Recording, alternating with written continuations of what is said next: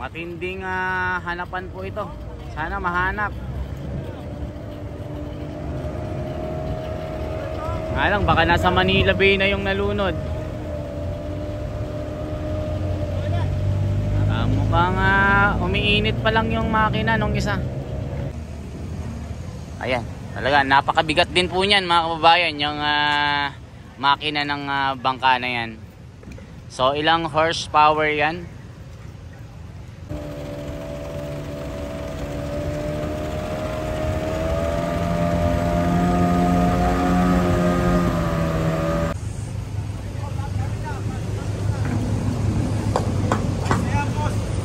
Kinakabit po yung makina ng bangka mga kababayan.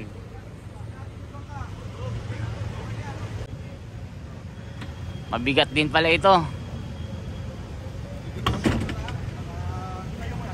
Mabigat yan. Ako, maaring ingatan ang paglalagay kasi pagka nagkagulatan yan at nagkamali, diretso kayo dyan. Napakalalim yan mga kababayan.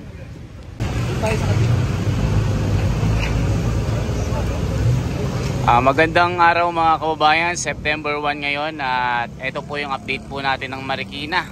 At nakikita nyo naman po ay pagkatapos po ng paghupa at pagbaba ng baha dito, yung local government po ng Marikina ay hindi na nagpatumpik-tumpik pa para linisin po itong paligid. Sa katunayan po, nandito po yung mga taga local government mga kababayan. At nakikita rin po natin yung Marikina City Rescue number 161. At nandito rin yung BFP, DILG. And nililinis po yung mga putik na ano. So kita nyo dito, kala mo na floor wax na ulit. Ibang iba yung tension kahapon. Kasi halos mag 16 po yung taas ng tubig dito. So sa ngayon ay nasa 14.5 pa rin po siya. So bumaba na po, malaki ang binaba. So hindi na po kabado yung mga taga Marikina dito.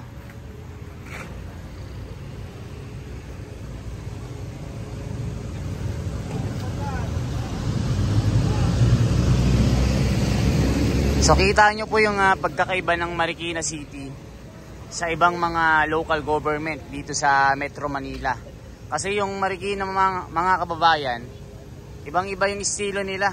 Hindi nila pinapabayaan na maging madumi yung Marikina River. So kita nyo naman, no? Maaga pa lang nandito na sila na nagsasagawa ng clean up drive mga kababayan.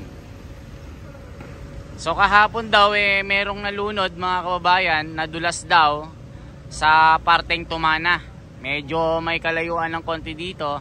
At kahapon ay nakita po natin yung Marikina Patrol na sinubukan nilang puntahan.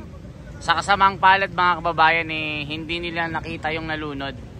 So natanong ko kanina yung bantay dito kung nakita nila. Hindi daw kasi nga napakalakas ng alon mga kababayan. Kasi 24 hours muna bago lumutang yung nalunod kahapon. So nakakalungkot. Maiksi lang ang buhay mga kababayan, kaya alagaan po natin ito. Hanggat may buhay po tayo ay maaaring lakihan natin ang pag-iingat natin sa ating mga sarili.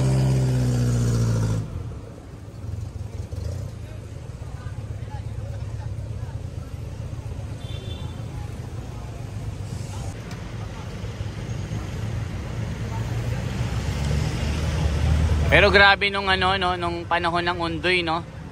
2009 yata or 2010. Talagang lampas po ng tulay po siya. At talagang halos itong buong Marikina, lalong-lalo na po sa mga mabababang lugar, nalubog talaga sa baha.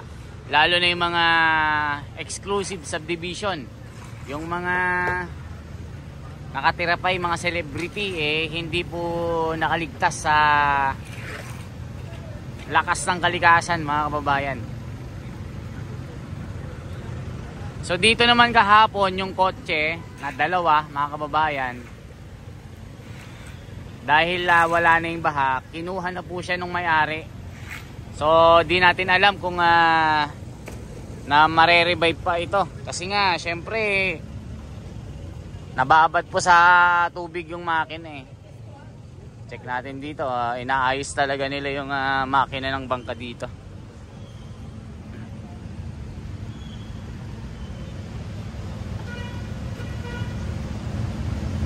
So baka puntahan na nila yung ano doon, yung nalunod kahapon. Kasi pag ganyan eh, mabilis na yan mga kababayan. Alam mo, sing bilis na ng kotse yan. Malalim po yan.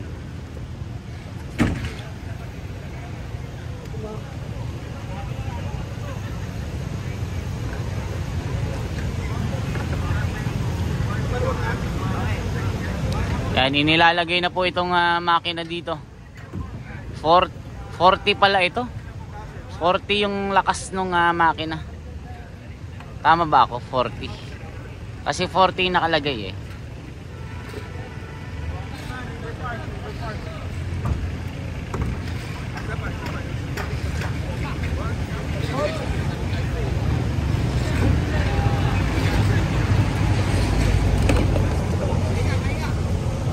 Baka pupunta sila sa parting Tumana. Baka hanapin na nila yung magkakaroon sila ng search and rescue operation.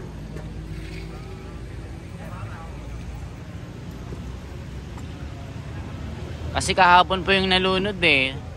Malapit ng mag 24 oras. Kasi sabi nila 24 hours bago lumutang. Eh paano pagka naanod ito? Paano pagka napunta na sa ibang lugar yon? Kaya nga ngayon susubukan nilang i-rescue ito or hanapin po ito mga kababayan. Kasi hindi na talaga naisalba daw. Kasi nakakwentuhan natin yung nagbabantay kanina. Sa parting Tumana po ito.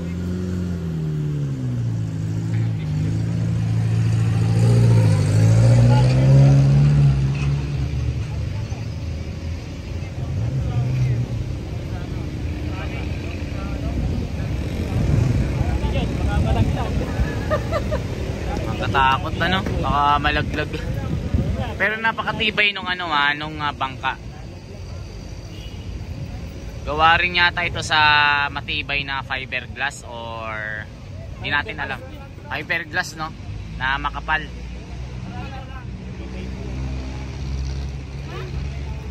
Hataw na yan. Gaano kabilis yan? 40 horsepower ba yan? 40. Yun. Pag dalawa pa yan. Pag dalawa pa yan sir, napakalakas na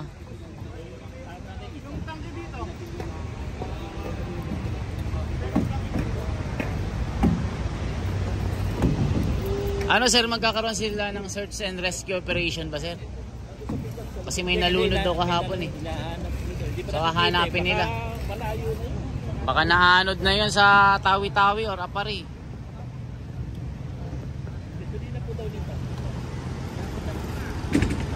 Wala na po na daw. Diyan meron pa sa BM.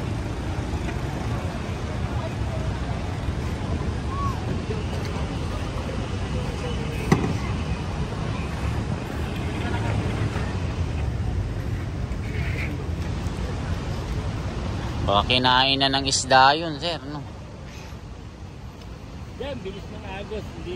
Hindi mo basta-basta makikita yun Hindi, pagka lumutang makikita rin. Kahapon nalulutang na yun.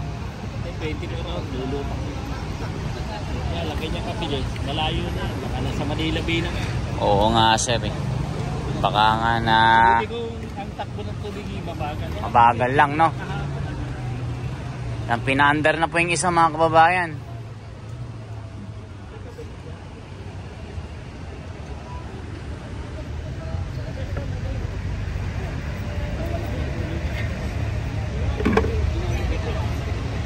Ayan, kinakabit na po yung gasolina.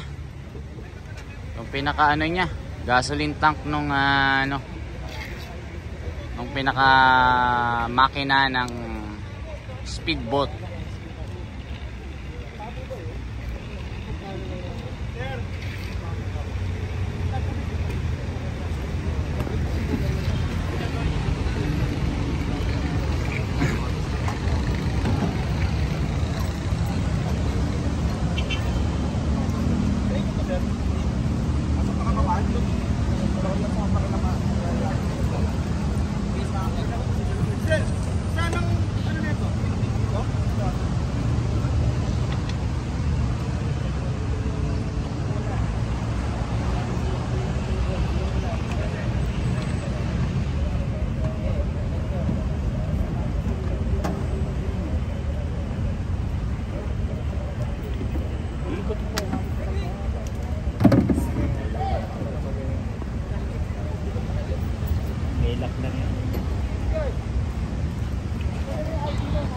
Ayan, nagre-ready na po sila mga kababayan para subukan po nilang hanapin yung nalunod kahapon dito.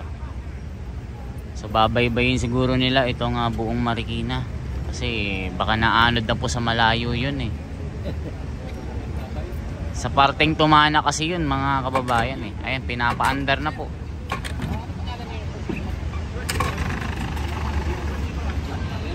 Ayan, pinapausok na.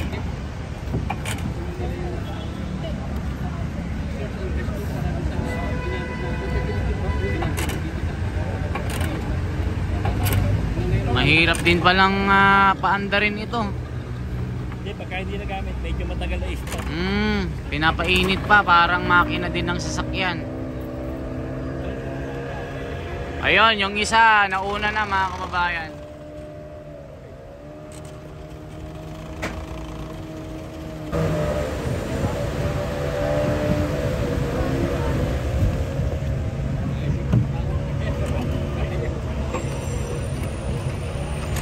Yan, pinapainit pa yung makina. Ayan na, umandar na mga kababayan. Ayan na. Konti na lang aabante na rin itong dalawang naiwan na ito.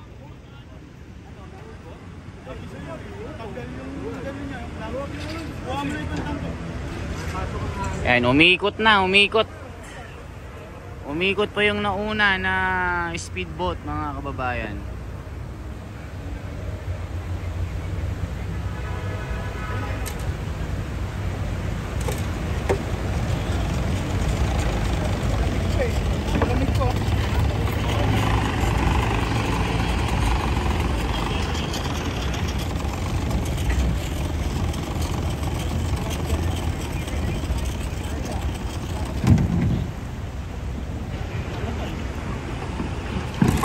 Medyo namatay yung makina ulit.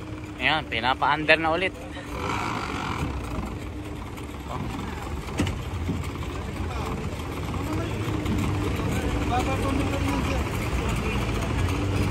Hindi pa mainit kasi, kaya hindi pa napapa-andar. Pero ito, ready na. Nag-warm up na sila.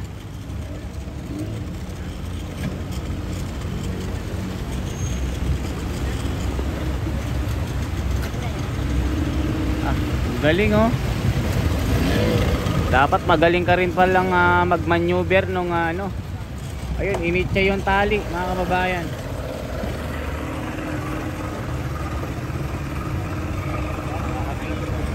Ayan, umaharurot na. Ang bilis. At eto na mga kababayan, talagang ready na sa gagawing search and rescue operation. Yan, good luck po sa inyo mga kababayan, good luck. Ayan, lumarga na po sila mga kababayan dito. At ibang direksyon po yung pinuntahan ng mga speedboat dito mga kababayan. Umandar ng tuluyan ito.